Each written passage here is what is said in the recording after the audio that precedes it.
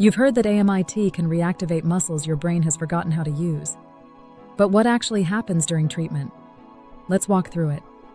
First, we test your muscles. But not just for strength. We're looking at how quickly and how well each muscle responds. A muscle might be physically strong, but if your brain isn't communicating with it properly, it won't fire when you need it most. When we find a muscle that isn't firing correctly, that's where the real work begins. These inactive muscles are often the hidden cause behind chronic pain, recurring injuries, and that frustrating feeling that your body just won't cooperate. To reactivate the muscle, we use a combination of techniques. First, we stimulate the attachment points where the muscle connects to bone. This sends a signal through the nervous system. Then we work specific reflex points, similar to acupuncture points, located on the head, chest, and other areas of the body.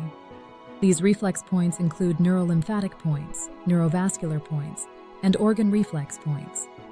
When stimulated together, they restore the neurological connection between your brain and the muscle. Think of it like flipping an electrical switch back on.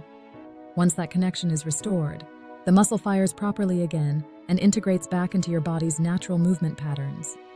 Each muscle takes about 10 to 15 minutes to fully activate. That's why follow-up visits vary in length depending on how many muscles need attention. But here's the good news.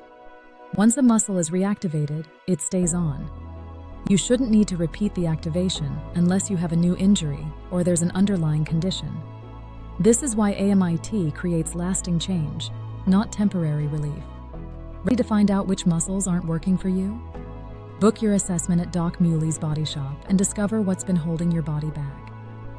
If you've tried chiropractic before and the relief didn't last, or you've been told your pain is just something you have to live with, there's a reason traditional treatments haven't worked.